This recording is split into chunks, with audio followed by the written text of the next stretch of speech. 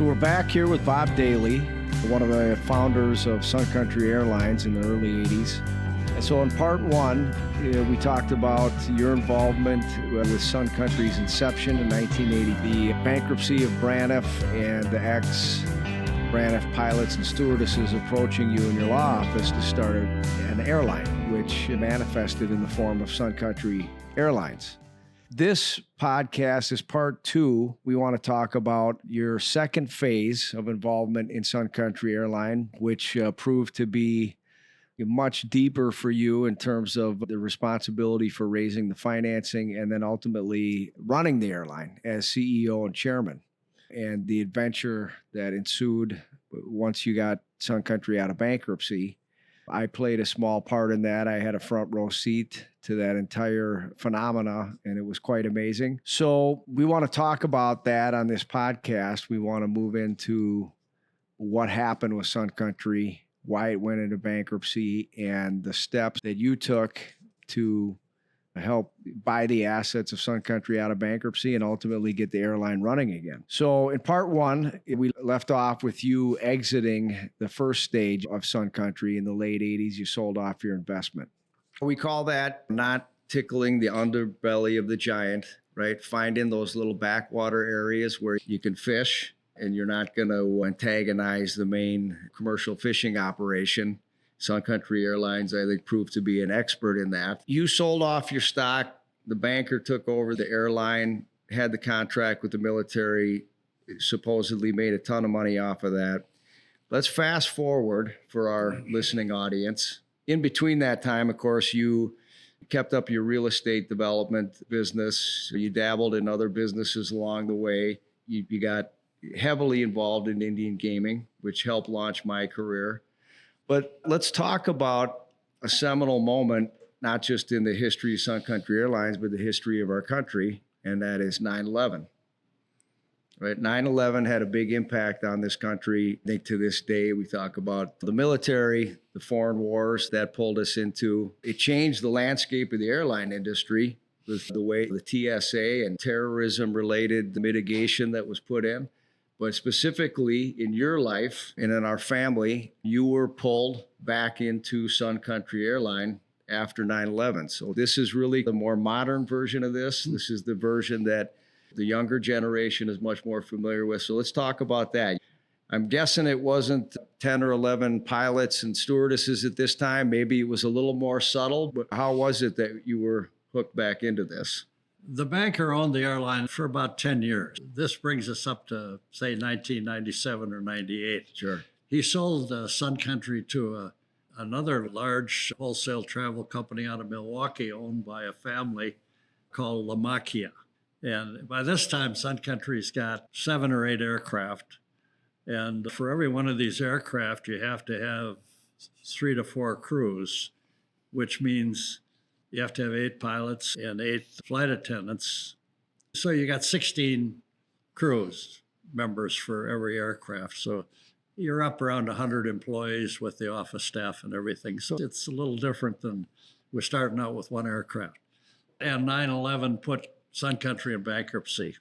In probably the third quarter, I would say, of 2001. Maybe the second quarter, I forget. But anyway, so that's okay. It's a very successful airline up to that point. And anyway, make a long story short, it became a mission to find investors to rescue Sun Country out of bankruptcy. About that time, Jimmy Olsen called me. I was out in Palm Springs playing a little golf. And Jimmy said, he brought me up to date on what was going on with the company and said, we may need you again. And I said, I hope not. Now you've got a big hill to climb.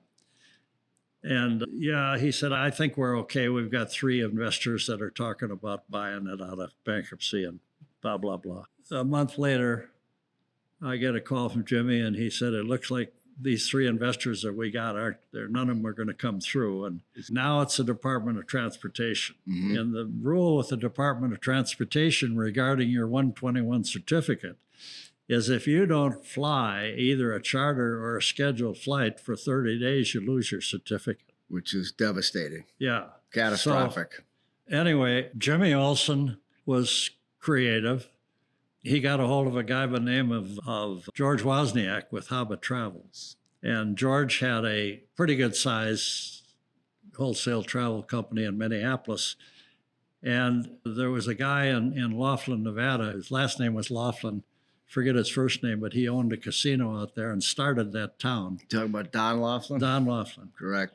Thank you. And Don wanted Sun Country to start flying charters.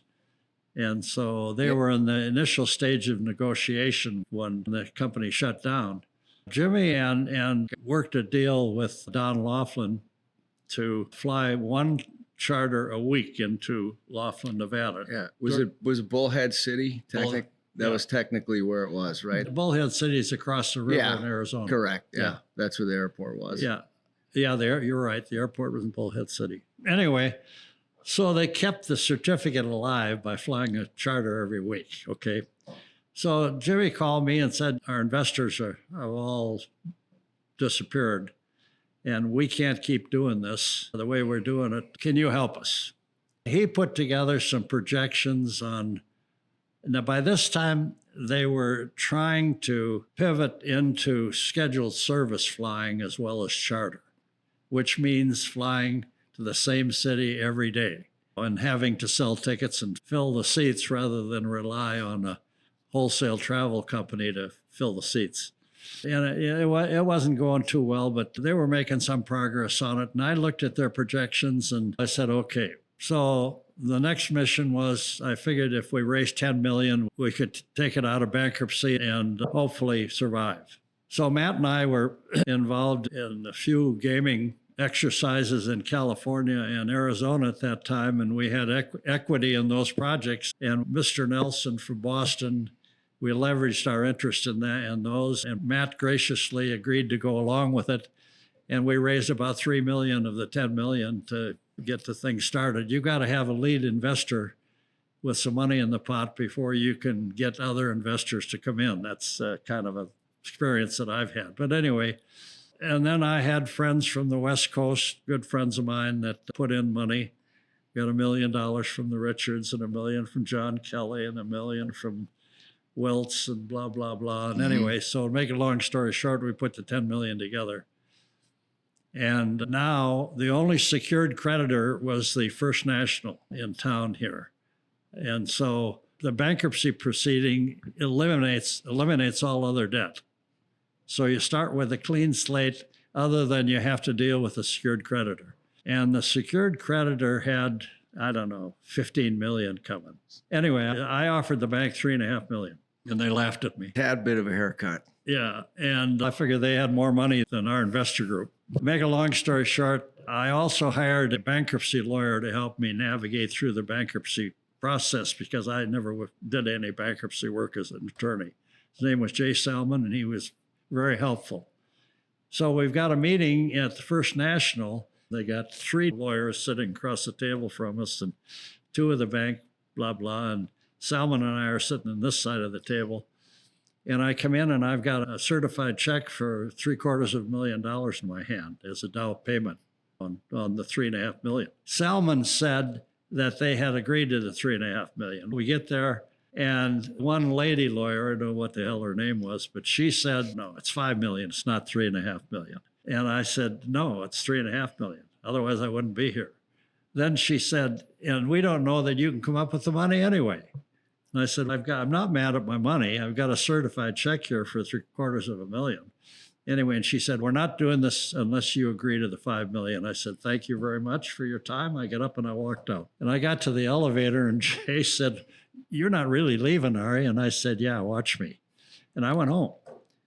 The next morning, Jay, or not the morning, the afternoon, Jay said, they called me and they said the $3.5 million's okay. Art of the deal, right? Listen, let's pause for a minute here. Okay. This is all very interesting, but we're here to not only entertain, but teach. Yeah. Right? Yeah. So this is something a lot of small business owners, I see this with my clients, and I have to enlighten them on this on almost a weekly basis. The number one rule of negotiation, number one rule, always be prepared to walk away. If you're not prepared to walk away from the negotiations, that you've already lost. And obviously, you're an excellent poker player. You've been in your fair share of negotiations up to that point in time. And the vibe that they got in that meeting was he was dead serious and this deal will absolutely collapse. And the bank, think about the bank, they want some of their money back. They want the whole 15, but getting zero back, somebody's going to get fired. So that's a story that I didn't hear all the details to that up until now. That might have been the most important story in the entire bankruptcy process, right? Without getting that secured creditor in line, nothing else matters. Yeah. Couldn't agree with you more on your evaluation of that event, Matt. And it's very interesting because I also was forced with the same decision-making event when in the sale of Sun Country to Petters. So we'll get into that later. Yes, sir. It's a multi-podcast series in and of itself. So you were able to, once again, you were the tip of the spear, so to speak, in a lot of ways in this instance, the second time around, just like you were the first time around. Little different scenario because now Sun Country has a reputation. It's proven that it could survive. This is a rescue as opposed to just a naked startup. But I want to fast forward for a minute. You raised the money. I was involved. It was definitely a challenging endeavor, but we got it done. And so Sun Country Airlines is now coming out of the other side of bankruptcy. But for our listeners, a key difference with Bob Daly this time around is that the first time around, you were on the board, you were a shareholder. I'm sure that you were actively consulting and giving your 2 cents along the way. This particular time around, much different. You weren't just on the board, you weren't just a shareholder, you were running the airline this time around. Matt, the difference is that you and I had a lot of skin in the game this time. I wasn't just working as a hired hand. Very true. And once we closed the deal with the bankruptcy court, now Sun Country's got space rented on Pilot Knob and 494 in a kind of an office warehouse building. And so I'm over there checking the situation the first month. I'm chairman of the board of MN Airlines, the new corporation that owned Sun Country. Mm-hmm. And I've got our money involved, and I've got a lot of my friends' money involved. So I've got to pay a little more attention. So a lot of risk. So I got to roll up my sleeves and assume that position, which I had no interest in doing. And I thought I'll be able to find somebody pretty soon. The pretty soon was 4.5 years later. We hired a CFO who Matt knew when he worked for Arthur Anderson by the name of Sean Nugent, who was a very bright guy. And he took a keen interest in knowing everything there was to know about the airline business. And so 4 years later, I went to the board and got approval to hire him to, not CFO, but make him CEO of the airline. So now I can go home. I was working 7 days a week for the first year and a half. And I don't know a hell of a lot about the operations of an airline. Maybe I still don't. But fortunately, there were 8 or 9 department heads with Sun Country, and most of them had been around for quite a while. And they were good people.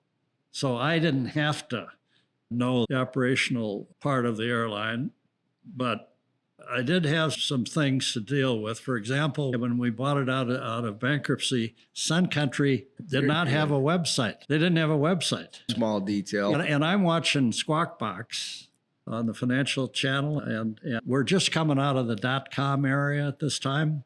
And they said that the one area that .com works well at is in the travel industry. So we started out with 10 million, and now we've got about maybe 4 million in dry powder or 5 million. And so the advertising department, there was a couple of gals ahead of it. They wanted to plaster billboards all over town and put advertising placards on delivery vehicles and buses and so forth.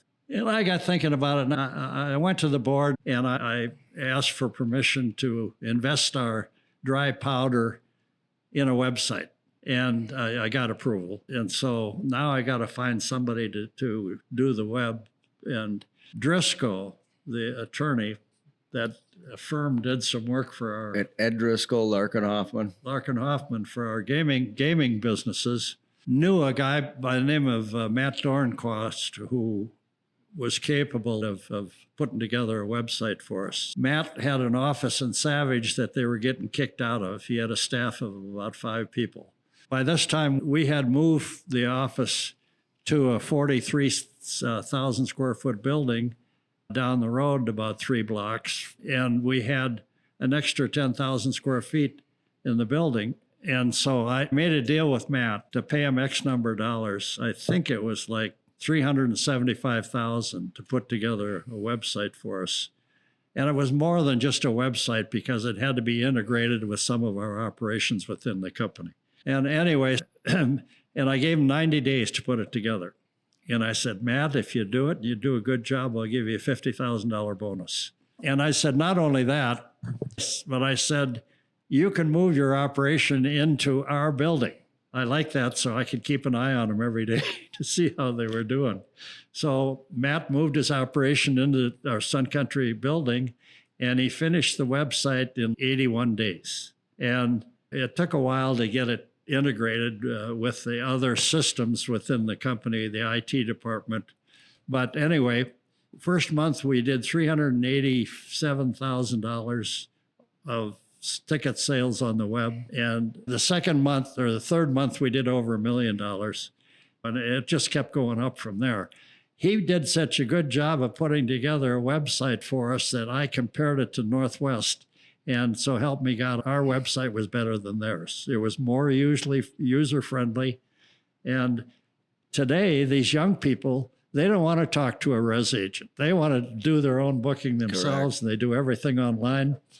And so this was an example of my contribution as a C. There's certain decisions that happen that aren't relative to whether an aircraft should be grounded or needs some maintenance or stuff like that. We got people in those departments that know what they're doing. I don't have to worry about it.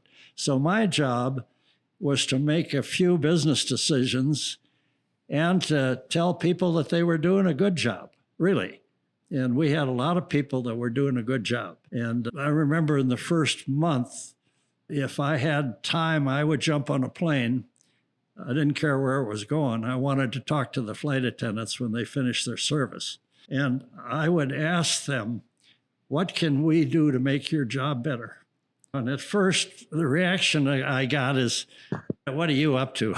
But finally, they decided that we were serious, and we incorporated some of their ideas into the operation and developed a relationship with the employees in the company that later on proved very valuable when we sold the company.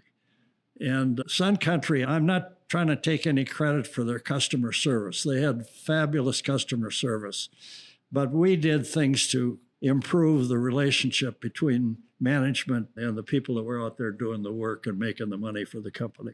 And so everything was going along fairly good. We were keeping our head above water until 2005 and into 2006. Incidentally, we closed the thing with Petters at the end of 2006. Anyway, so the price of crude oil started going through the roof. It went from $60 a barrel all the way up to $140 a barrel. When we took Sun Country out of bankruptcy, jet fuel was 23% of our operating costs. But when Petters bought the airline from us, that went all the way up to 48%. And when we sold to Petters, it was like in the early 40% of our operating costs. So we were running out of money. And so I went down and met with AirTran in Florida with the CEO and the chairman of the board to see if they were interested in buying Sun Country, because the way this thing was going, we would be out of money within a matter of a few months.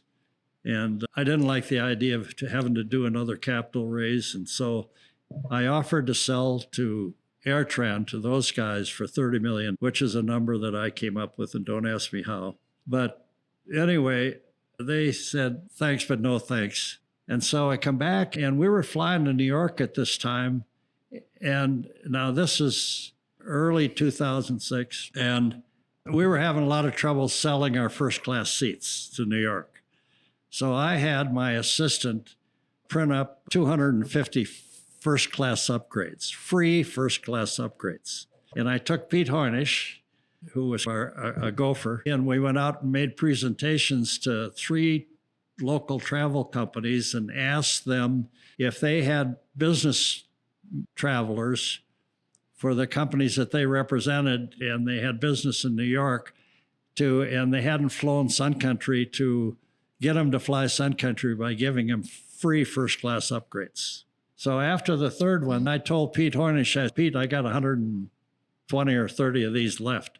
I gave them to Pete, and I said, I want you to go to some of the successful, not Fortune 500, but regional and local business companies, and find out who does their travel and give them the free first-class upgrades. One of the first places that Pete went was Petters International. Oh, geez. They had, their business was located in 494 and 7. Petters Worldwide is what it was called. So a gal by the name of, I'll think of it later, I forget her name. Anyway, when Pete went there, she said, Mr. Petters is flying to New York tomorrow, coincidentally, and I'll see if I can get him to fly on Sun Country with his free first-class upgrade. Less than 2 weeks later, Tom Petters calls me, and he said, Bob, I don't think you know me. I said, I know who you are. He said, I flew on your airline, and I really liked it, and I want to meet with you. I want to talk to you. So I met him at Ocean Air, and he ordered a bottle of wine and poured a glass of wine to each one of us, and some small talk. And he said, I'm here to talk to you about buying your airline.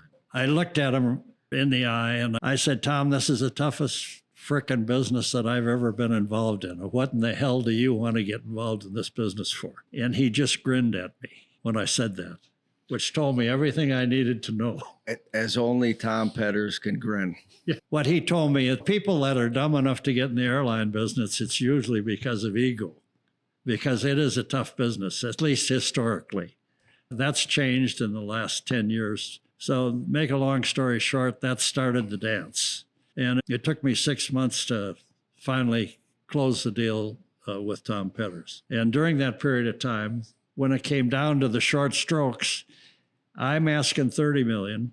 He's up to 19. And he's got some partners in the deal by White Box. Correct. White Box Capital. Yeah. So he wants to meet at White Box to try and finish the negotiation because he's got partners, which is the first time that I knew that it wasn't just him. So I get Tom off, and I had appointed a committee to handle the negotiation just to cover my butt with the board, but I did the negotiation. But anyway, so George Wozniak was on the board by this time, and Tom Oth, and the governor, South Dakota, who was on our board, Frank Farrar.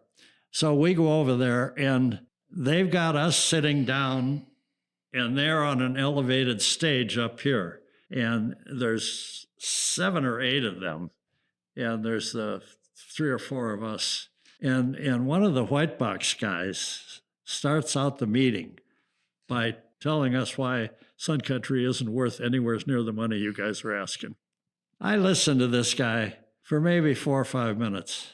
And I said, I didn't come here to listen to you tell me why Sun Country isn't any good. I said, thank you very much for your time. So I got up and I got Wozniak and Oth to stand up too. And I said, come on, guys. And we start walking out.